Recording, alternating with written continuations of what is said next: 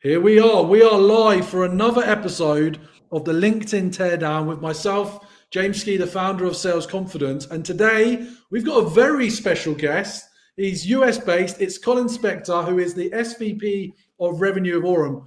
How are you doing today, Colin? Doing great. Happy New Year. Happy Wednesday. Excited to be here with you, James, and the wider sales community here. Thanks so much for having me. Yeah, well, look, it's superb to get you on board, Colin. I've been following your activity for a long time. You were kind enough at Orum to sponsor my book launch, the party. We hung out in London, which was a lot of fun. And I've noticed that you're someone that does invest in LinkedIn. Is that fair to say? Absolutely. Yeah. Live and breathe on LinkedIn over the years, for sure. Well, part of the purpose of this show, the LinkedIn Teardown as it's known now, we've had the likes of John Barrows, Adam Robinson, Sam Jacobs from Pavilion. The reason why I've brought these world-class experts and leaders is there is a common theme among them and people like you, is they're taking LinkedIn very seriously. And I think this should go for every sales rep. It doesn't matter if you're an SDR just starting out, you're an AE, you're a head of sales, you're an RVP, or you're, an SVP CRO like yourself. LinkedIn is important, but we need to know why. And we like to bring on people's profiles to give them a teardown. So that's what we're going to start with. Then we're going to learn more about your career, the journey you've been in. Tell us more about Orum, what it is, what people in the UK, if they're hearing for the first time, should learn about. How does that sound? Sounds great. Looking forward to it. Awesome. All right. So let's bring up this. This is you. This is your LinkedIn profile. That's right. And the first place I like to start, which I find always fun, is the photo. Is this a recent, within 6 months to a year photo? It is, yes. Okay. Tell us the story. What's going on here? What does this mean? What does it represent? Yeah, absolutely. Well, at Orum, we sell the world's greatest sales phone solution, purposely built for revenue teams, for sales teams. And so part of, we have this next generation platform sales phone system. And one of the real marketing assets we have are these hand receivers, these yellow hand receivers. And folks have gotten to know Orum associated with these yellow phones. And so took this picture at a recent event that we attended, a trade show in Austin, Texas. I think it was the Pavilion trade show, and had the yellow phone, and I was wearing my Orum glasses and my Orum phone, and I'm evangelizing the company. I'm the head of revenue. I'm running through walls for our customers, and so got the snap of me live in action on an Orum phone call here. Well, I mean, I love that, because you couldn't be more of an evangelist, and you're lucky that you've got a prop like the phone that you can use. Not everyone watching this is going to be able to necessarily to do that, which is super cool. I'm going to come back to the importance of the phone later, because, the phone has, and cold calling, warm calling, outbound prospecting has gone through a torrid time on LinkedIn with scaremongering and all sorts. But let's come back to that in a moment. Let's move a little bit further around your profile here. What is this tagline you've got here? I know you've told us what Orum is, in terms of the world's #1 dialer and revenue platform, but what is this tagline here? What does it mean? So at Orum, we have this philosophy that changing every word that you say on a cold call, on a phone call, in a sales conversation, live on LinkedIn, elicits emotion and elicits a mindset, right? As you know, you wrote a whole book on sales confidence, and the mindset shift of, oh gosh, you have to make calls today. You have to sell, to you get to sell is a frame of mind that we preach for all of our customers, our users, our internal sales folks, before getting on any call, right? Getting that mindset of, I get to sell, I get to be on this meeting, I get to be on LinkedIn Live with James Ski. And so reminding yourself of that gratitude daily. And so having the banner up, one of our another one of our marketing assets here. And the Sell Yeah was a campaign we did really around this mantra of you get to sell yeah. You know how awesome it is. And so representing more, again, Orum brand and part of my evangelism here.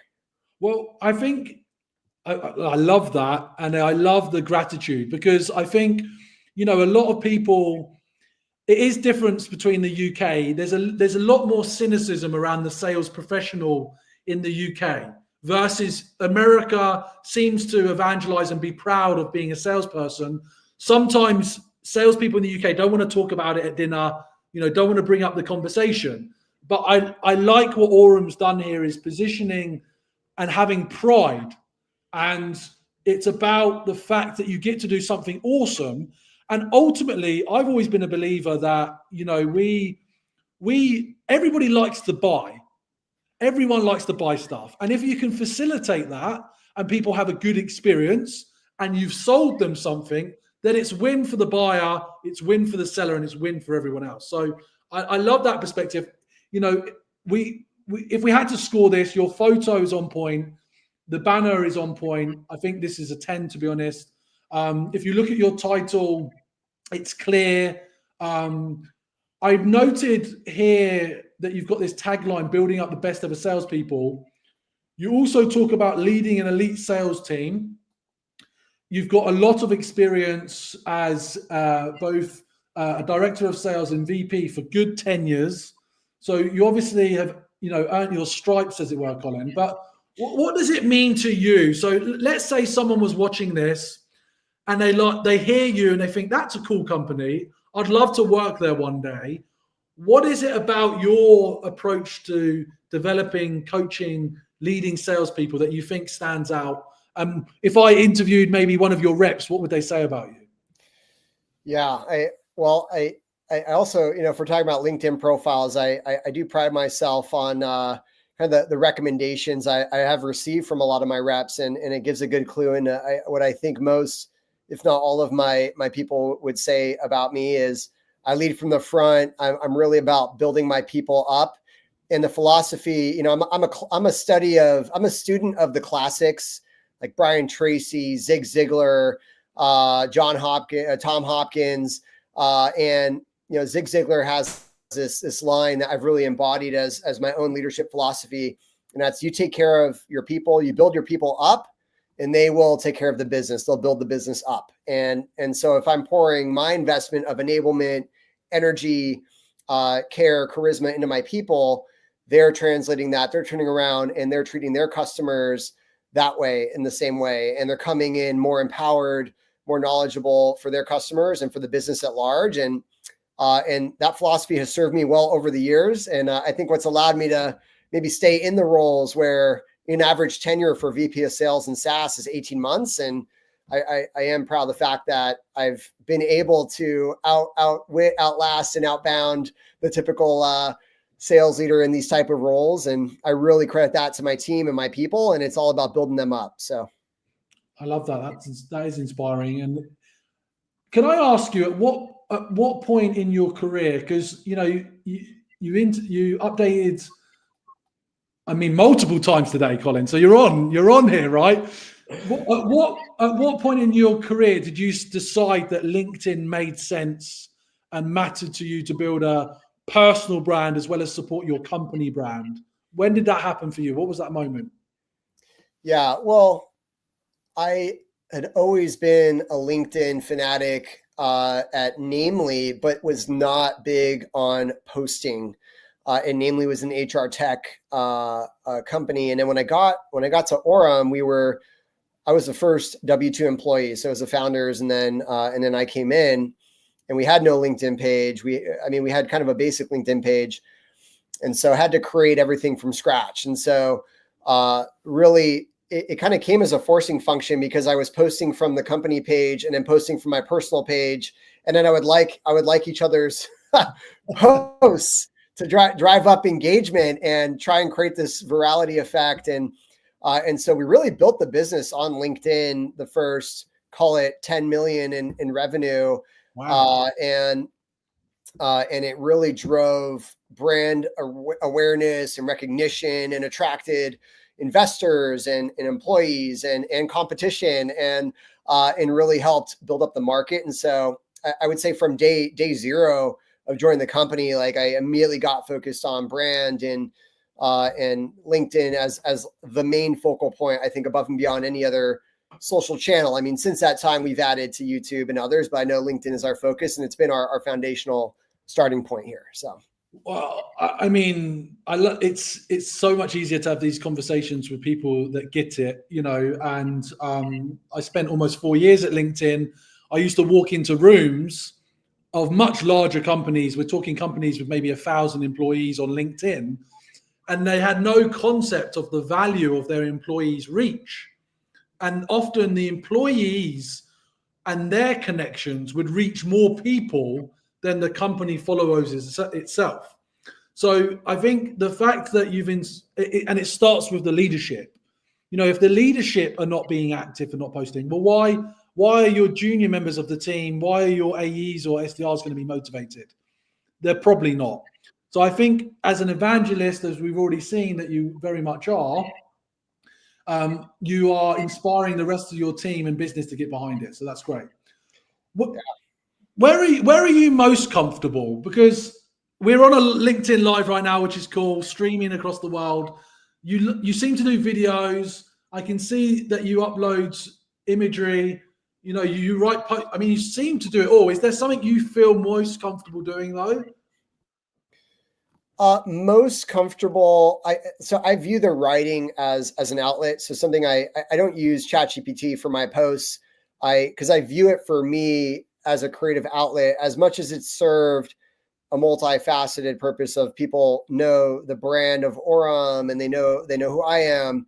But I really use it as that creative outlet. Like if I see a trend or if I'm experiencing something as a sales leader, I'm like, well, if I'm experiencing this, or if this has sparked curiosity for me, I imagine others might have this feeling, or others might have gone through this, or others might benefit from seeing this message today because it resonated so well with me. And so that's the way I kind of look at my LinkedIn is it's almost like therapeutic in many ways as just part of my routine, my weekly routine. I don't post necessarily every day. I mean, look, like today, I posted twice today because there's a lot going on in the world. I'm from LA originally, and we're on live, right? So it's like I'm seeing the news and friends are evacuating. It's kind of a crazy time. So I was like, I got to write something. And we put a big banner on Orum to let people know, hey, you probably shouldn't cold call into Los Angeles right now. Keep the lines clear for emergency services, right? So, those kind of things come up. But I also had this post idea about like, what would it be like writing to, say a VP of sales, dear VP of sales, diary, like, you're going to be fine. Like it's all about resiliency and powering through, and there's going to be hard days and easy days. And, other sales leaders, like those reminders help. And I think it resonates. And because I like reading those type of messages. So I really just write what I like to read. So I think the writing is where I more gravitate because there's something about actually writing it out that it like does something for me personally. So I love that. And the comment around it being therapeutic, and I read it today. I saw the post. Obviously I was preparing for this, but I think if you can connect to other people's hearts with emotion, then, it's going to resonate. And if you can talk from your truisms, your true challenges, then that's going to connect with people as well, which is fantastic.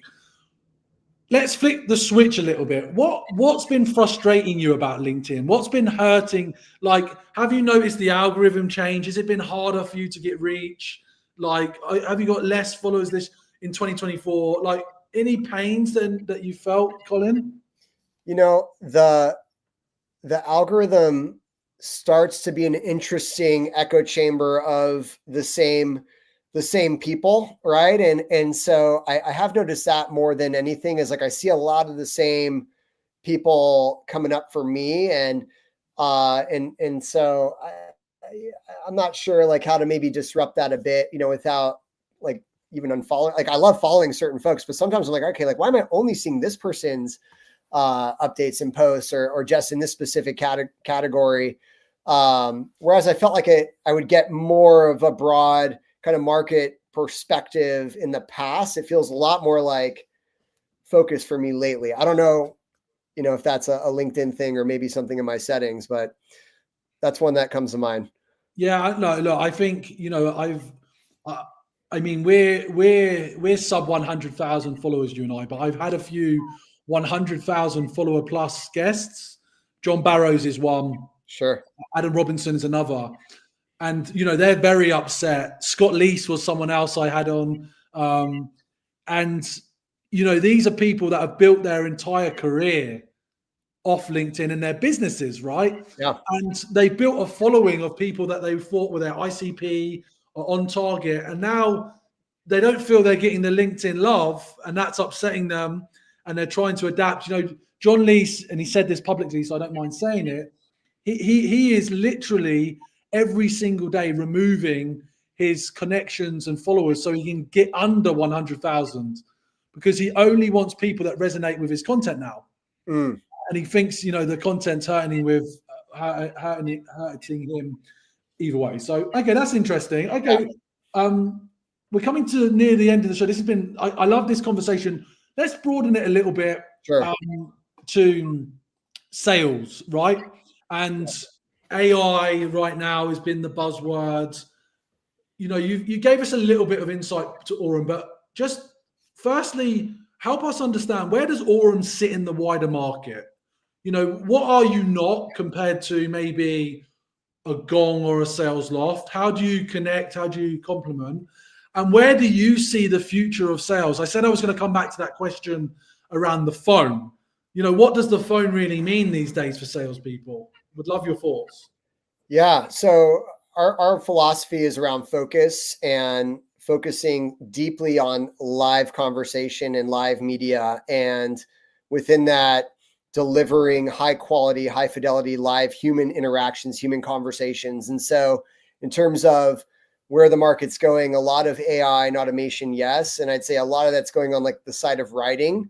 And we've seen AI be incredible at writing. I think it can write content pieces that even sometimes I'm like, wow, like that's pretty good. Like if I'm prompting ChatGPT and really playing with it, I'm like, that's probably about as good as I might write. But again, going back to it being more of a therapeutic thing for me, I prefer to still write. But from the phone perspective and where Orum sits, we're hyper focused on delivering live conversations for revenue teams, for salespeople, and helping our end users who are the typical salesperson carrying a quota and having all the stresses of life and half their paycheck being tied to the success of that call, connecting with the highest fidelity and audio quality, and ensuring that they have all the information that they need in front of them in a really concise, summarized way. And AI can help a lot with wrapping a lot of support around that call. But we firmly believe empowering the human in the loop, that salesperson, as that last mile delivery. So another Zig Ziglar-ism that I subscribe to is sales is a transference of feeling. It's, as you said earlier, James, it's about emotion, right? We're communicating the vibes, the frequencies that we communicate out through our words, through our tone of voice, and the way we say things can connect and resonate with the other party. And as you get into an engaging conversation, you can start to spark up ideas and more energy flows. And we are firm believers that that's human. That's what makes business human. You make like business happens through emotional decisions, through this human connection. And so Orum's position and philosophy are building feature set all around empowering those conversations and being the best phone solution for sales teams, period, in delivering live conversations through automation, through high call quality, reducing background noise, you name it. It's all about really ensuring the connection rates are high. We're getting the people in the conversations. And then when they're in those conversations, if they need some support in terms of referencing account history or information on competitors, et cetera, we're able to serve up what they need. Could be LinkedIn profiles, et cetera. So that's our philosophy. We partner with folks like Gong, folks like SalesLoft. The reason for that, even though they have their own phone systems, we are deeply focused in our domain. And so even companies that have a breadth of feature sets, Apollo, many of them are our customers, even though they have their own phone system, because we're so deep in it. When you get serious about the phone, which if you're a salesperson, you should be serious about live conversations. This is our moneymaker, talking and connecting with people. Then you're going to invest in a solution like Orum, ideally Orum, because we're the best one in the market. And so that's our whole point of view here. It resonates more and more. I've always been a proponent of the phone. I always loved cold calling. I say that there's no such thing as cold calling, because if someone's breathing, it's warm, right? It's warm. So, but I think now, you obviously the category creator, you're the category king. But I think now in particular, as we move into 2025, and there was a few years of dominance on email cadences and a lot of email being sent. That is being held back by Google and Microsoft now. And so really the best way to cut through the noise is back to what it's always been, is the phone. And I think some junior reps, I think it's on both ends of the spectrum. I think some junior reps are not used to how important the phone is, but I think the maturer reps have been away from the phone for so long, they're being asked to come back. So I love that you're reminding people of the importance of what it is, the transference of emotion and actually engaging and communicating. If you're not doing that, you are not going to be successful. And I think if you look at the profitability expectations on companies now, even VCs are driving profitable growth, right? Not just growth at all costs. Correct. Yeah. And therefore, you can't have 4 SDRs to 1 AE. That ratio's gone. So I love how you're empowering salespeople in the future of salespeople. And yeah, I think it's the inverse now. It's you've got 1 SDR for 4 AEs. So yeah, completely flipped. And that's been AEs getting back on the phone is a big thing. And to the point you just made, James, like when I joined Orum, I also was a bit rusty in making calls, and I went to go work in a company where we had to go build pipeline over the phones, and obviously we're championing a phone solution. But yeah, I had to shake the rust off, and had to get back. And it's a muscle. Sales is a muscle, and you gotta keep it sharp, and you've got to do your push-ups every day and keep your message sharp and your objection sharp. And can you think quickly on your feet? And yes, you can get software to help with that today, AI to practice, or AI to give you some prompts on the call or clues of what might work. But still, there's something about being really sharp with your script, your objection handles, knowing your product and the persona you're speaking with so well that you really can't get it wrong. Like a method actor can just flow in the heat of the scene as it's being filmed, even though there's a script, right? You're just in it. You're in the zone. So big believer. I'm just amazed at hearing you speak, because that method acting, I haven't heard a leader talk about it, but in a long time. But I used to do door-to-door sales, and on the door, when you're opening the door to someone's home and they're not expecting you, you have to method act. You have to be super fast. Body language has to be right. Tonality, energy. They need to feel comfortable. They need to feel safe. You don't have all those senses covered on a outbound prospecting call necessarily, but you've got to use the power of your voice and tonality and emotion and style and be quick. So this has been fantastic. Colin, we could definitely talk all day about this, but I know you've got to get onto your next meeting. What's something you want to impart people, that discover this, that have watched the full rundown of this content on LinkedIn or YouTube? If they've got this far, what do you want their main takeaway to be? Yeah, takeaway, start from the top. Yes, invest in LinkedIn, invest in your own, like your own brand, your personal brand is something that you can always take with you, much like your education, right? You no matter what happens in your career, your job, your income, you always have your personal brand and you always have your education, right? So invest in those things. Number one, including watching videos like this and your LinkedIn teardown. And then number two, for the sales leaders out there, invest in your people. If you take care of your people, they will take care of the business. I will preach Zig Ziglarisms all day because I'm a huge subscriber and believer. And that's the big takeaway for me. And number 3, the phone is in vogue. And there was a recent book. I didn't love the title at first, but I think it is resonant. It's called Cold Calling Sucks and That's Why It Works. I didn't love the title when I first read it because I love cold calling. But by and large, the market does not like cold calling. And when I thought about it, most people get a fear response, much like they do with public speaking. The thought of public speaking, the thought of making a cold call can come with dread. And so you have to overcome that. But the phone is in vogue. It's where conversations are happening. Look, like, yeah, if you can get door to door, if you can get to events like sales confidence dinners and kickoff parties, great. But if you can't get there, the most efficient and profitable way to connect with a human, over the phone, live. And we've got the best way to do it for you today. So those are my takeaways. Colin, it's been fantastic to have you on. Everybody, you've been watching this first series of the LinkedIn Teardown, where we've had amazing leaders who are experts in their field, like Colin, but they're also actually content creators inspiring the next generation of sales leaders and salespeople. It's been a privilege to have you on, Colin. Just bear with us 1 second, stay back, and we'll see you next time.